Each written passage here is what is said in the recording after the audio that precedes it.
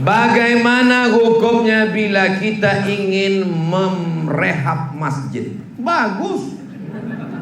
Apakah amal jariah yang membangun masjid pertama akan hilang? Ketika Masjid Nabawi tiangnya batang korma, atapnya pelepah korma, dindingnya labin tanah liat yang dijemur kering dicetak 4, direnovasi oleh Sayyidina Utsman bin Affan. Abu Bakar, Umar, Utsman. Utsman merenovasi pertama Masjid Nabawi.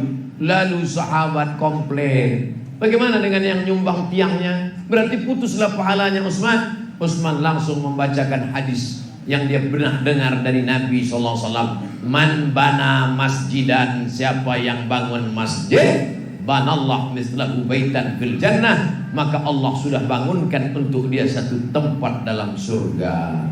Mana tahu nanti Masjid Al-Muhajirin masyarakatnya melimpah ruah, rumah ripah loh jenawi, tokat dan batu jadi tanaman, melimpah ruah rezeki. Maka nanti masjid ini kita buat menjadi Islamic Center 2 tingkat insyaallah. Amin.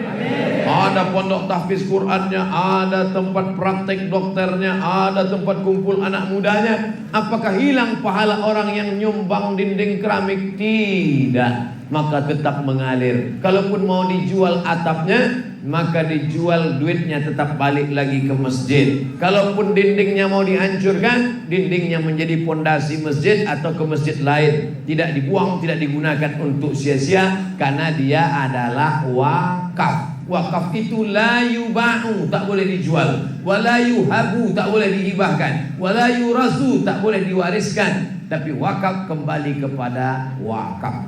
Makanya yang kemarin sudah nyumbang keramik, nggak perlu ditulis di situ keramik saya. Lalu ketika nanti ada direnovasi, nyari mana keramik saya, mana. Mudah-mudahan yang bangun masjid ini ikhlas, sudah dibangunkan tempatnya di surga.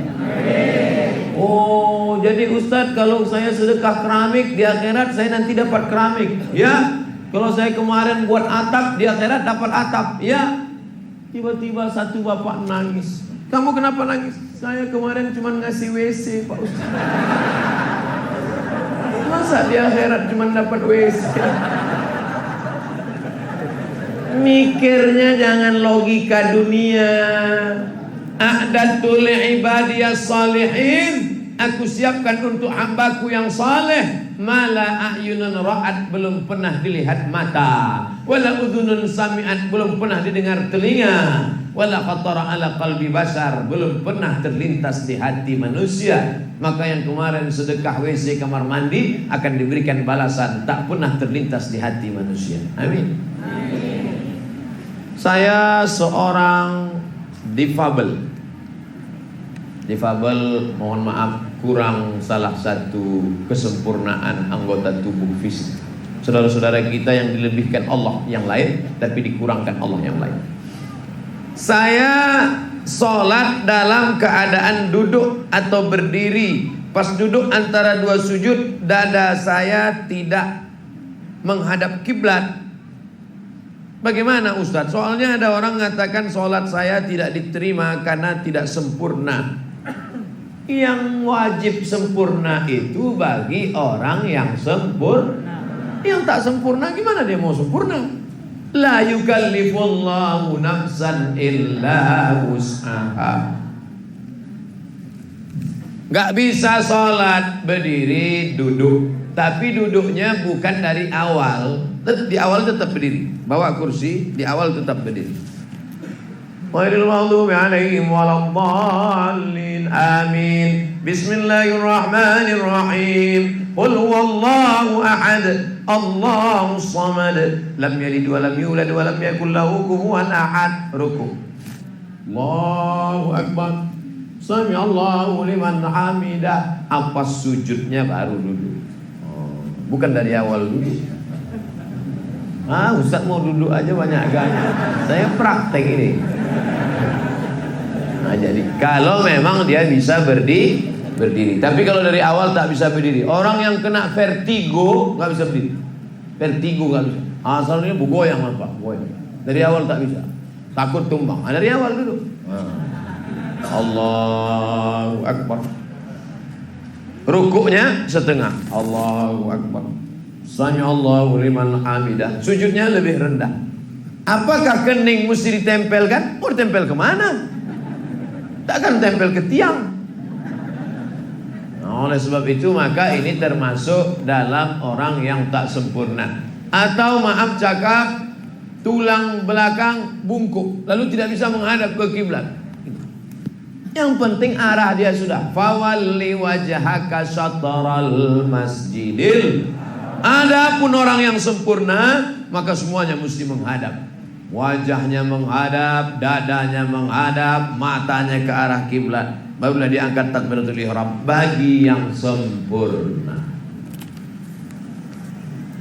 Orang tua kami anaknya perempuan semua. Bagus, dapat mantu sugih.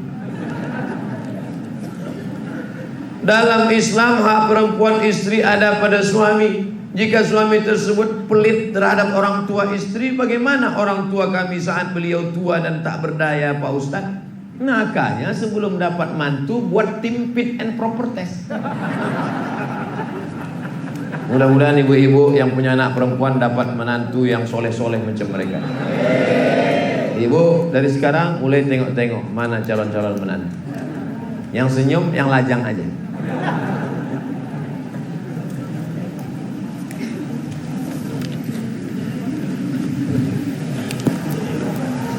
Kewajiban laki-laki pada perempuan: kasih makan, kasih pakaian, kasih tempat tinggal, beri pendidikan, beri perhatian. 5. Makan, pakaian, tempat tinggal, pendidikan, perhatian. Laki-laki tidak boleh memberikan zakat pada orang yang wajib dia nafkahi. Tak boleh bapak beri zakat kepada istri. Adinda, ini 3 juta zakat kanda sekaligus belanja 3 bulan. Nggak bisa. Laki-laki tidak boleh memberikan zakat pada mertua. Kenapa? Karena istri, anak, orang tua, mertua wajib dinafkahi. Istri, anak, orang tua, mertua wajib dinafkahi. Beda dengan saudara. Saudara tak wajib dinafkahi, tapi saudara dibantu boleh, dianjurkan.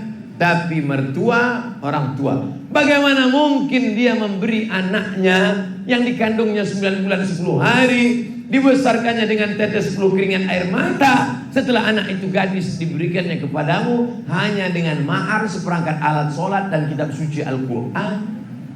Kenapa dia beri anak gadisnya? Itu karena dia ikhlas lillahi ta'ala. Oleh sebab itu jangan kalian laki-laki membuat calon-calon ibu ini kehilangan anaknya, tapi justru ibu ini akan berkata, alhamdulillah Ustaz, dulu saya menganggap kalau anak saya dibawa oleh laki-laki, ini anak kami hilang, tapi ternyata kami malah dapat 2. Anak kami tetap ada dan menantu kami adalah orang yang luar biasa.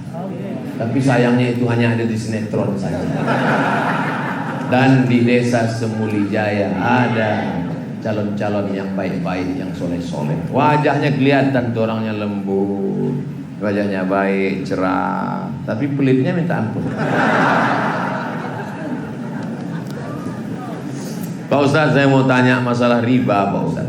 Apakah sama dosa si periba yang memberikan pinjaman uang dengan si korban yang minjam uang?